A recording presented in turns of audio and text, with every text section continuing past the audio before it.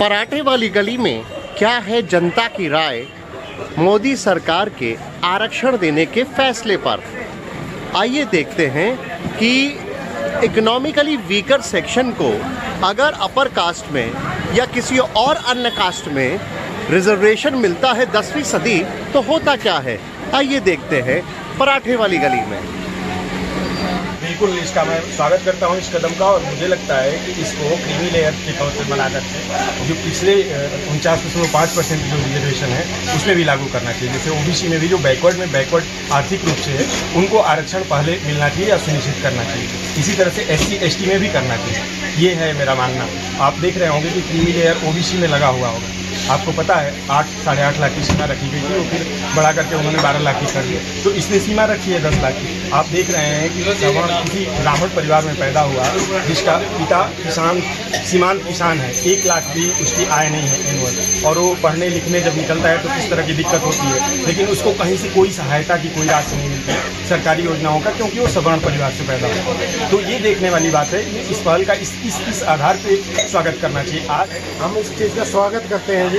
जो पिछड़े वर्ग को तो मिलता था, अब जो सबको साथ लिया है मोदी जी ने कि सब कोई भी गरीब है, किसी भी कास्ट का है, कोई भी बंदा है, अगर उसको वो मिलती है अपनी ओबीसी के अलावा भी इन लोगों को भी मिलती है तो बहुत बढ़िया है, बहुत अच्छी बात है। और ये एक ही बंदे को नहीं होना चाहिए कि भाई शेड्यूल कास्ट में भी अमीर होते हैं, ऐसा नहीं है कि मतलब सबको मिलना चाहिए। 10% रिजर्वेशन जो है, मैं एक बार जो डिसीजन लिया हुआ था RTE का, राइट ऑफ एजुकेशन में, उसके अंदर भी ये था कि जो इकोनॉमिकली वीक है उसको एडमिशन दिया जाएगा प्राइवेट स्कूलों में और वो लोग को पढ़ाई मिलेगी। मैं प्रिंसिपल हूँ स्कूल के अंदर, मुझे पता है कितने इकोनॉमिक बैकवर्ड बच्चे आ रहे हैं जिनके घर में गाड़ी है, वो लोग RTE के अंदर एडमिशन ले रहे हैं। गरीब लोग हैं, उनकी कोई सुनने वाला नहीं है। मिडिल क्लास में भी गरीब लोग होते हैं, उनको ऊपर उठने का एक मौका देना चाहिए। गवर्नमेंट का ये अच्छा कदम है। My name is Ashish. I'm basically from Hyderabad, so I've been traveling a lot. I wanted to try parathas here, so I came here. Yeah, I guess that's a good call from the government, because apart from SC or STs, we also have a lot of backward people in the OCs or general category. I guess they should also come up with all these.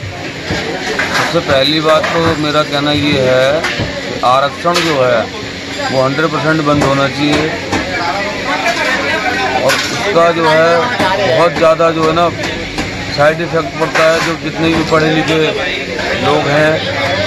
और अगर ये आरक्षण Modi ji totally बंद ही कर दें हटा के बिल्कुल ही, 2019 में शायद मोदी जी का दोबारा से नंबर आ सकता है। ऐसी बात नहीं है, 2019 में उन्हीं की सरकार बनेगी बीजेपी। ये आरक्षण बिल्कुल बंद होना चाहिए 100%। चीज़ों में प्रॉब्लम क्रिएट कर रही है, लाइक रिजर्वेशन बेसिक प्रॉब्लम है ही, तो क्यों से इन्वॉल्व करना है इस चीज़ में कि उसे रखनी है, अवॉइड इट। क्या फ़र्क पड़ता है, सबके पास पैसे होते हैं, ऐसा कुछ नहीं है किसी के पास पैसे नहीं है। हाँ भाई, आज लोग तो ऐसा होता है सर्टिफिकेट बनवा लेते हैं, फेक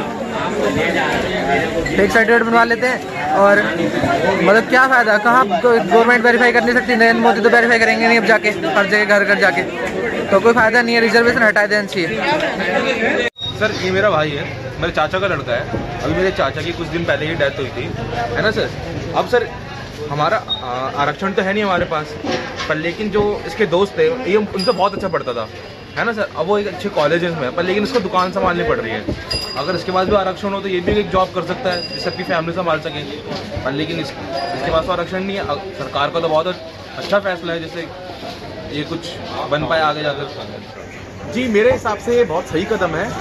मेरे को तो ऐसा लगता है कि सभी कैटेगरीज में जो SC ST OBC हैं, इन सभी कैटेगरीज में इकोनॉमिक बैरियर लगना चाहिए, ताकि वो लोग जिनको ज़रूरत है उनको मिले, जो ज़रूरत नहीं है, जो पिछले 4 पीढ़ी से IPS IAS बनते आ रहे हैं, जिनकी फैमिली के अंदर पिछले 4 पीढ़ी से गवर्नमेंट जॉब्स हैं, उन लोगों तक रिजर्वेशन पहुंच रहा है। जो जिन लोगों को गाँव में ज़रूरत है उन लोगों तक आज तक वो सुविधाएं नहीं पहुंच पाती जिनके लिए संविधान में वो सुविधाएं दी गई हैं। तो ये एक बहुत बड़ी ज़रूरत है आज के समय।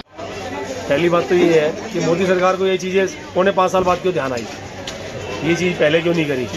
अब 3 महीने का वक्त रह गया चुनाव ख़त्म होने में या उनका ख़त्म होने में, तो ये चीज़ अब क्यों ध्यान आ रही है।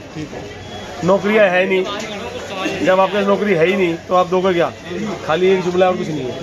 सर मैं इस पर सिर्फ एक ही बात कहना चाहता हूँ, चाहे वो आर्थिक रूप से कोई भी पिछड़ा हुआ हो, ये जितने भी वर्ग हैं जिनको रिजर्वेशन दे रखा है, रिजर्वेशन के नाम पे गवर्नमेंट को फैसिलिटेट करना चाहिए सो दैट जितने भी weaker section of the society है they can be brought to the level of excellence. ये जो अर्जन के नाम पे जो कर रहे हैं, इसी कारण जो है ना हम we are still in the under developing stage. तो मेरी तो एक यही उम्मीद है, कोई भी गवर्नमेंट आए, they should facilitate all the weaker section of the society and not give reservation so that they can come to the level of excellence. आप पढ़ाइए उनको, पढ़ाने के लिए चीज़ें मुहैया कराइए, फैसिलिटी दीजिए, लेकिन रिजर्वेशन मत दीजिए उनको।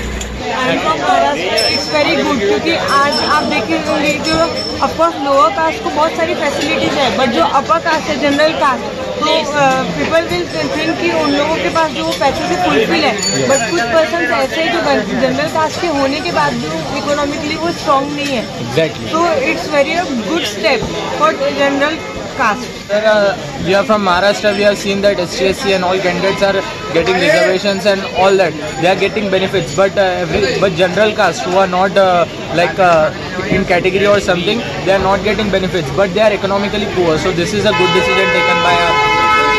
Hope that in 2019 he will be again the Prime Minister.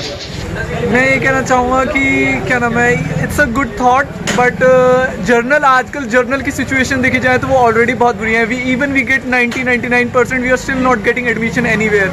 So reservation system is not if it's up to me, I don't like it, reservation system in any sort of way.